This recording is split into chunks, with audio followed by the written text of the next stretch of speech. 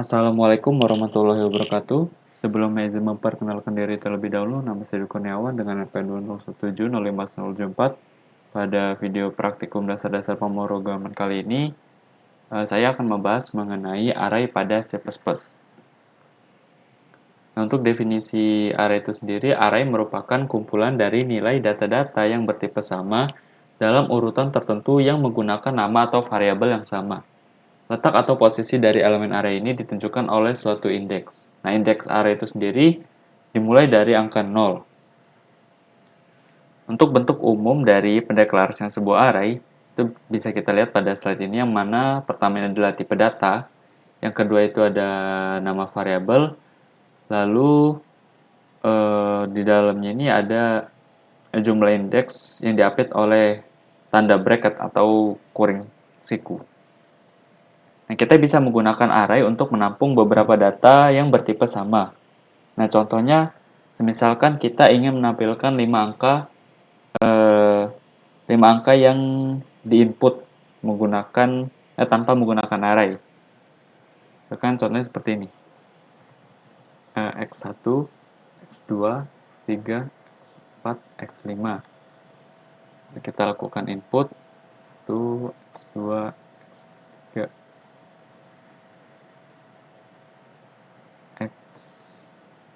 X3, X4, X5. Lalu kita tampilkan itu inline copy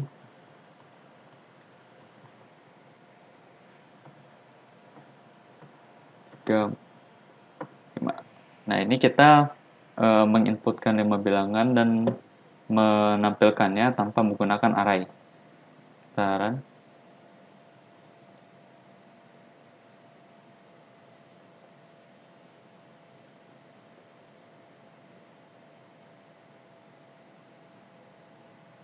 Bentar.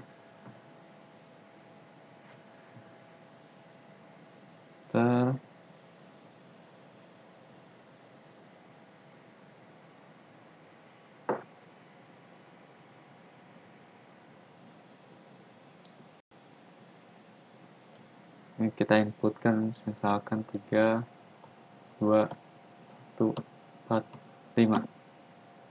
Nah, dia akan menampilkan data tersebut seperti yang sudah kita inputkan tadi. Sebanyak 5 bilangan yang sudah diinput. Kita close dulu. Nah, sebenarnya cara yang kita lakukan tadi itu boleh-boleh aja. Tapi kalau misalkan kita ingin menampilkan 100 sampai 1000 angka yang kita tampung, maka cara tadi itu kurang efektif karena ya tadi ya, kita harus mendeklarasikan variabel yang banyak. Nah, maka dari itu kita bisa menggunakan array untuk melakukan cara tadi hanya dengan mendeklarasikan satu variabel untuk menampung banyak nilai. Contohnya seperti ini. X. Nah, ciri khas dari tipe data array itu seperti ini, dia menggunakan tanda kurung bracket yang dimana dalamnya adalah jumlah elemen atau indeks. Kita bisa menampilkannya seperti ini untuk memanggil dari nilai array.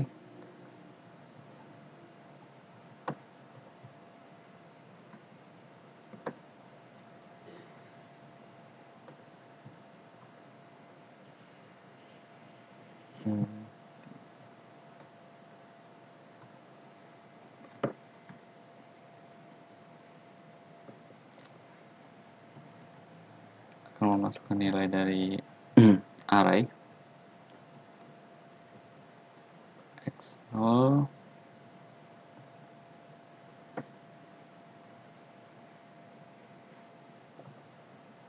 to x3 lalu x4. Ini taran.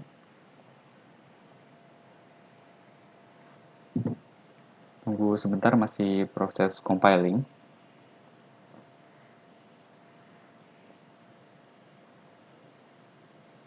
Kita input 1, 2, 3, 4, 5. Dia akan menampilkan data yang sudah kita input tadi, itu ada 5 bilangan. Nah, dengan menggunakan array kita bisa menggunakan satu variabel ini untuk menampung sebanyak 5 elemen tanpa harus mendeklarasikan 5 variabel seperti cara tadi. Kurang lebih seperti itu. Kurang lebih itu ada dua cara untuk mengisi dan menampilkan elemen array. Yang pertama, kita bisa mengisi dan menampilkannya secara langsung seperti cara ini. Di sini kita bisa mengisinya secara langsung lalu menampilkannya seperti ini. Dan yang cara kedua itu kita bisa menggunakan perulangan untuk mengisi dan menampilkan elemen array itu sendiri. Jadi contohnya seperti ini. Kita hapus. Di sini kita akan membuat perulangan untuk melakukan input pada nilai X. Kan kurang dari sama dengan 5, lalu X. Kita akan melakukan input.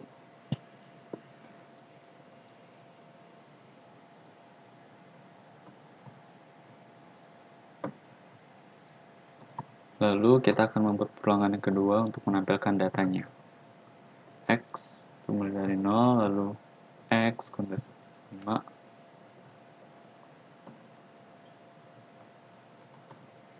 Woi, kita menggunakan variabel i.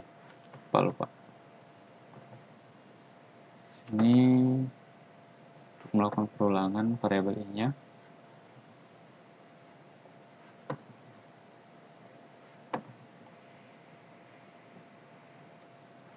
Kita akan menampilkan nilai dari X yang sudah diinput. Nah, kita bisa mengisikan dan menampilkan nilai array menggunakan perulangan, kurang lebih caranya seperti ini. Sekitaran. Sebentar, masih proses compiling.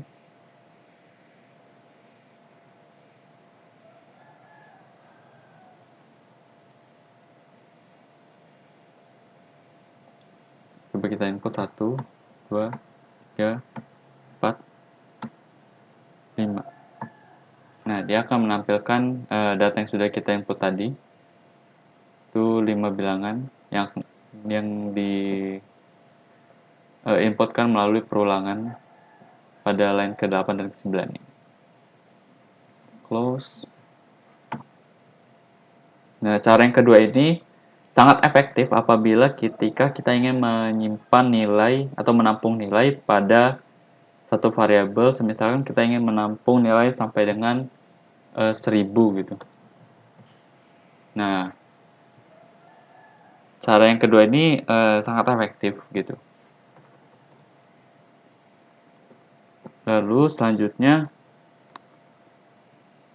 untuk menginisialisasikan nilai dari array itu tidak harus melalui input, tetapi kita juga bisa menginisialisasikan nilainya pada saat kita mendeklarasikan sebuah array. Contohnya seperti ini. Misalkan kita mendeklarasikan nilai array dari variabel x itu adalah 5. Nah, di sini kita bisa mendeklarasikan atau menginisialisasikan nilainya secara langsung menggunakan tanda kurung kurawal seperti ini. Kita masukkan nilai 1, 2, 3, 4, 5. Lalu di bawahnya ini kita hapus saja karena nilainya sudah diinisialisasikan, jadi tidak perlu input nilai. Lalu kita run. Sebentar, masih proses compiling.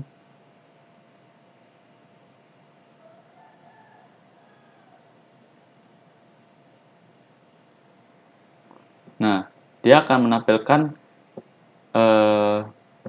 elemen yang sudah inisialisasikan nilainya di line sebelumnya ini. Dan pada suatu array, ketika kita akan menginisialisasikan 5 nilai pada suatu variabel array ini, nah kita harus melebihkan dari jumlah indeks, misalkan gini.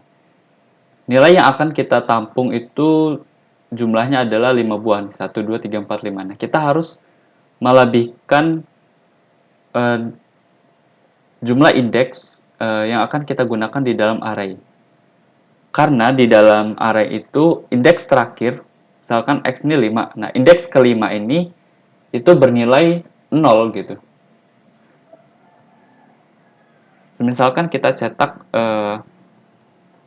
nilai X, indeks kelima dari nilai X, run, maka nanti hasilnya kurang lebih akan menampilkan nilai 0. Kenapa? Karena di array itu indeks terakhir bernilai 0 atau 0. Seperti itu. Karena indeks array ini dimulai 0, maka indeks ini itu dia adalah 0, ini indeks 1, indeks 2, indeks 3, indeks 4. Nah, indeks kelimanya ini dia bernilai 0. Gitu. Bernilai 0. Makanya kita harus melebihkan jumlah jumlah nilai yang akan kita tampung. Misalkan kita ingin menampung 5 nilai, maka kita harus melebihkan 1 untuk menyimpan nilai 0 ini. Kurang lebih seperti itu. Kita beri komen dulu bahwa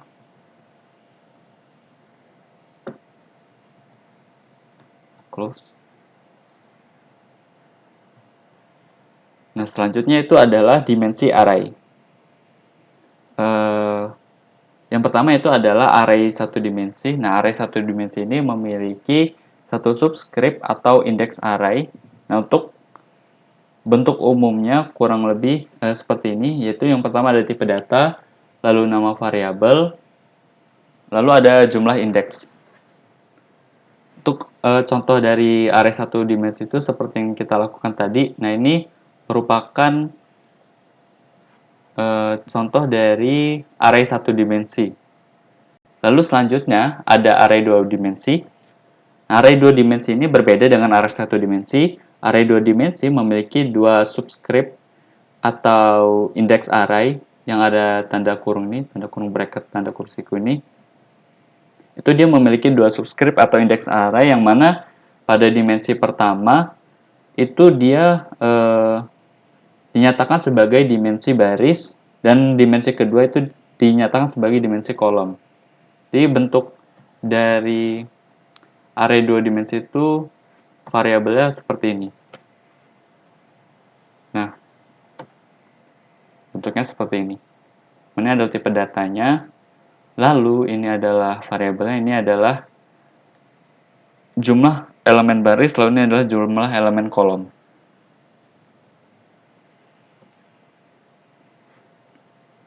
Lalu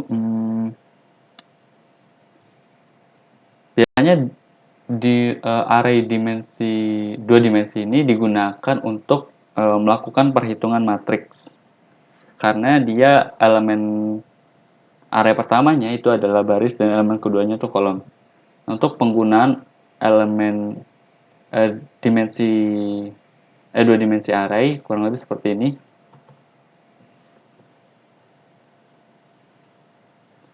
Misalkan kita ingin menampung nilai matriks, misalkan melakukan input matriks. Sorry, kita lakukan perulangan dulu.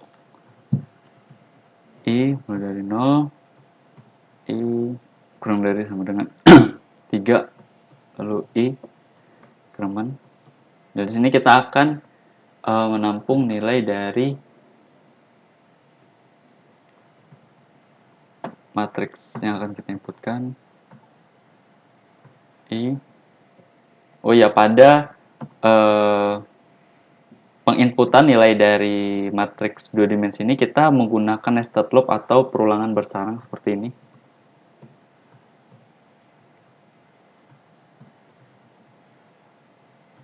J plus pindahkan ke dalam sini J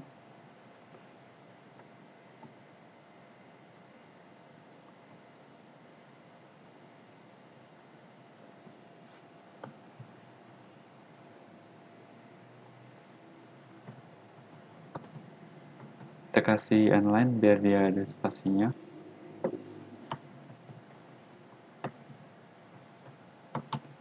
Nah, di sini kita lakukan perulangan yang sama untuk menampilkan elemen dari array dua dimensi.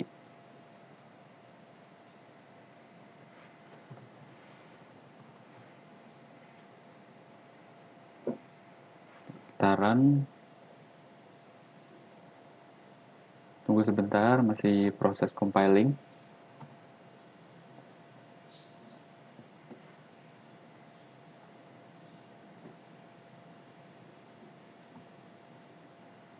Ini kita akan menginputkan nilai dari array-nya. 2, 3, 4, 2, 3, 4, 2, 3, 4. Nah, ini nilainya akan dinyatakan sebagai matriks ukuran 3x3.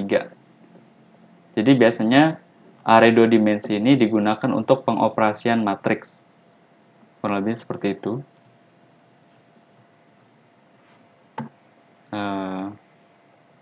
Next. Lalu selanjutnya ada array dari karakter. Nah, array dari karakter ini biasanya digunakan untuk menampung kumpulan karakter ke dalam variabel bertipe data char. Nah, bentuk umum dari pendeklarasian array dari karakter ini kurang lebih seperti ini. Itu ada tipe data char, lalu nama array, lalu ada jumlah indeksnya. Gitu. Contohnya seperti ini. Kita kasih komen dulu.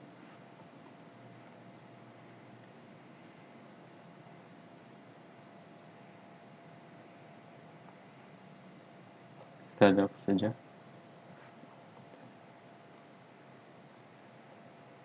Kan kita ingin menampung nama seseorang. Misalkan kita beri 5 indeks. Kita beri inisialiskan nilainya dengan D lalu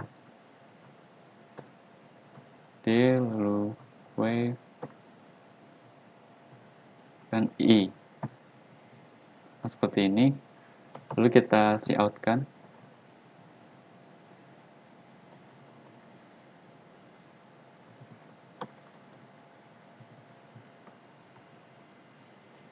Oh, jangan dia masih sisa 1.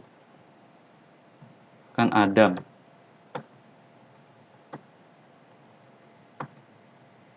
Lalu kita cout nama indeks ke 1 dan 0.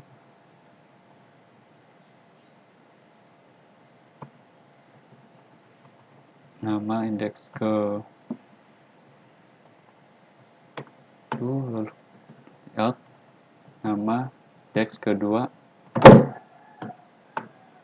cout nama indeks ketiga cout nama indeks ke-4. Nah, indeks kelimanya tidak perlu karena indeks kelima ini indeks terakhirnya itu bernilai 0 tadi seperti yang sudah saya jelaskan. Kita run.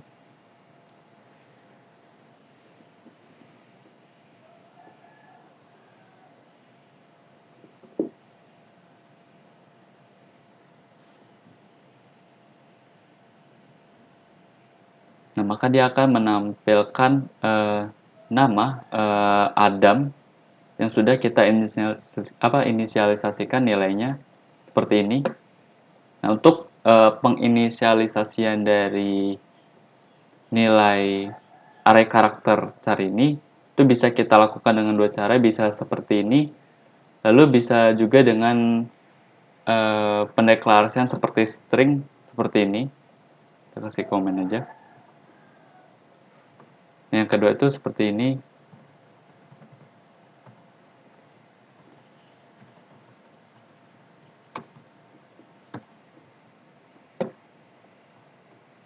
Kita compile dan run lagi. Ini dua cara ini kurang lebih sama, tapi cara yang kedua ini dia lebih meminimalisir adanya terjadi error karena salah penggunaan tanda ini.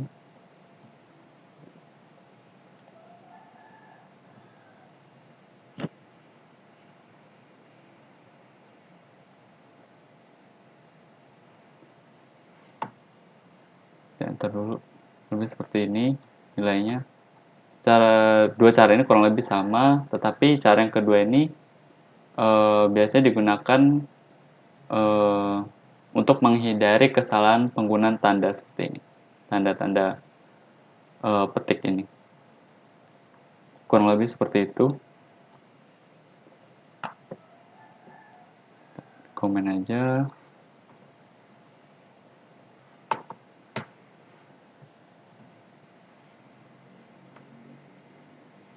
Selanjutnya yaitu ada string sebagai array of char. Nah, string merupakan salah satu tipe data yang menampung kumpulan karakter, tetapi tipe data string juga bisa dilihat sebagai array dari tipe data char. Nah, untuk bentuk umum dari string sebagai array of char itu kurang lebih sama seperti yang char tadi, array dari karakter tadi seperti ini.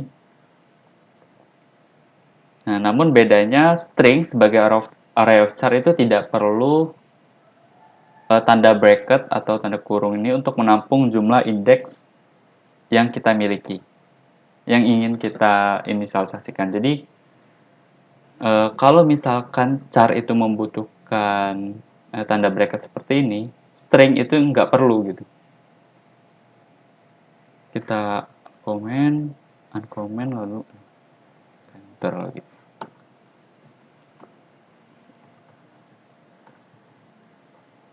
String nama misalkan Adam. Itu untuk pemanggilan nilainya itu bisa caranya seperti sama pemanggilan waktu char tadi itu, tetapi kita dalam pendeklarasian variabel stringnya itu tidak perlu menggunakan tanda bracket. Untuk pemanggilannya kurang lebih sama caranya. Untuk pemanggilan satu-satu. Sebentar, masih compiling.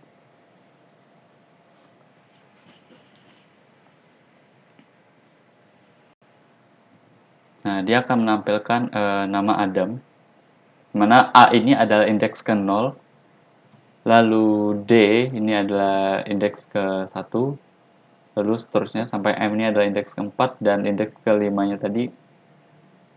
Oh ya, dan string ini nggak perlu pendeklarasian ini ya, jumlah indeks. Dia langsung diinisialisasikan aja nilainya. Kita komen.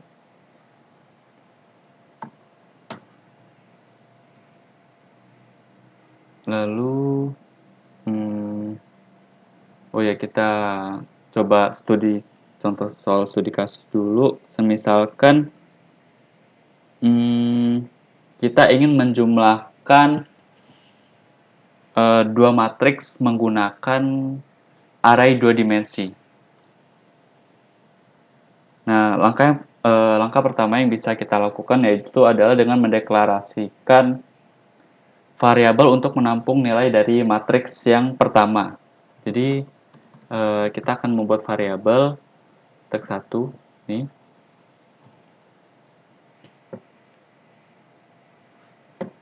Lalu kita berikan jumlah indeksnya. Matriks keduanya kita akan melakukan penjumlahan pada matriks 2 kali 2. Lalu kita akan menampung nilai dari penjumlahan matriksnya ke variabel hasil.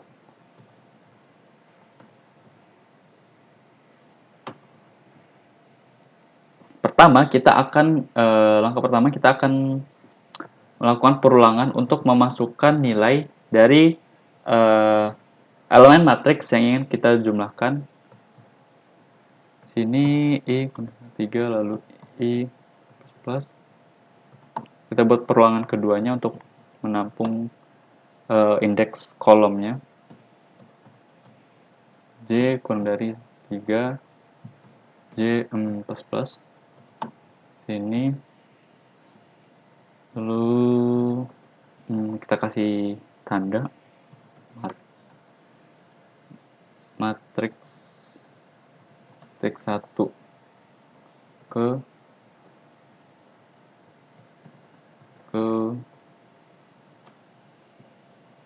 kan, lalu kita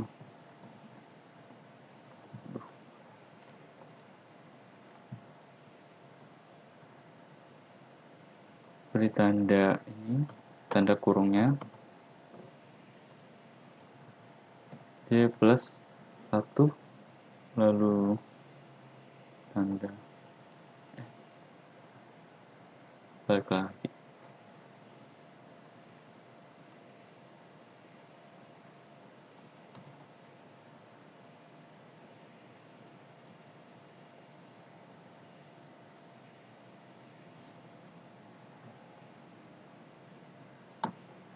sin matriks ke I J.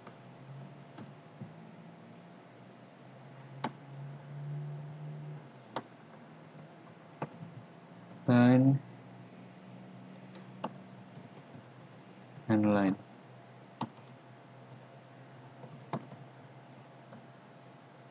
Lalu buat perulangan kedua kita copy aja sih.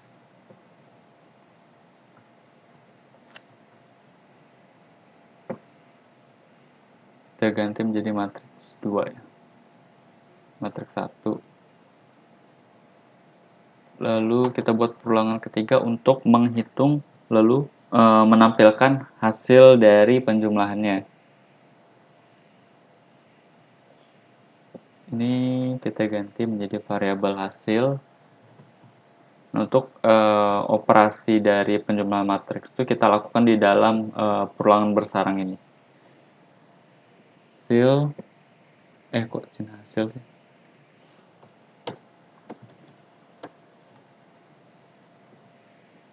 Sini hasil ke IJ matriks 1 2 matriks 1 I lalu J ditambah dengan matriks kedua I lalu ke J.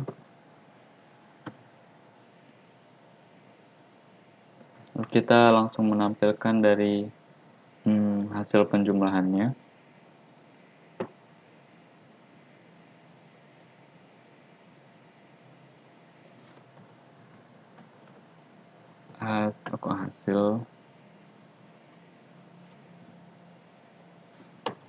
Hasil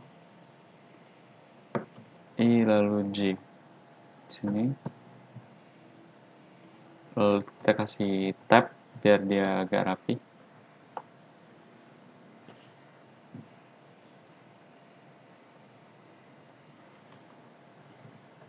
Kasih mark sini biar menandakan hasil penjumlahan dari matriks. Line taran.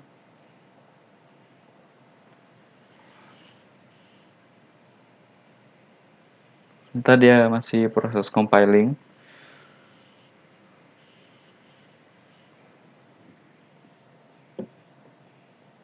Sini kita akan memasukkan elemen ke-1, kolom ke-1 matriks 1.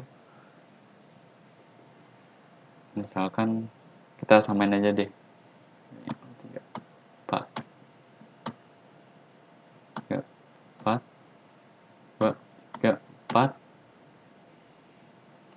kita kasih tanda dulu ya, matriks ini matriks kedua.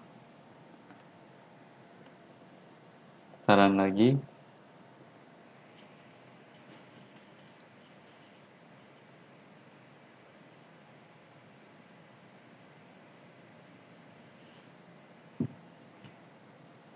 Kita akan memasukkan elemen baris pertama, kolom pertama dari matriks 1, 2, 3, 4, lalu 2, 4. Lalu untuk matriks keduanya 5, 3, 4. Nah, untuk hasil dari penjumlahan array 2 dimensi tadi, ini hasilnya adalah seperti ini. Mana 5 ini didapatkan dari 2 ditambahkan dengan 3. Nah, lalu ini 5 2 tambah 3 lagi. Lalu 7 ini didapatkan dari 3 tambah 4 tadi. Kurang lebih seperti itu cara menyelesaikan penjumlahan matriks 3x3 menggunakan array 2 dimensi. Yang mana cara pertama tadi kita mendeklarasikan variabelnya dengan jumlah indeks yang akan kita hitung. Lalu di sini ada perulangan pertama untuk melakukan input dari matriks pertama tadi untuk menginputkan nilainya, lalu matriks kedua, perulangan untuk matriks kedua untuk menginputkan nilainya, lalu perulangan yang ketiga kita akan melakukan operasi penjumlahan untuk matriks yang akan kita hitung hasilnya, lalu langsung kita tampilkan hasil penjumlahannya, lalu dikasih tanda tab biar rapi seperti ini. Tanda tab biar dia ngasih jarak.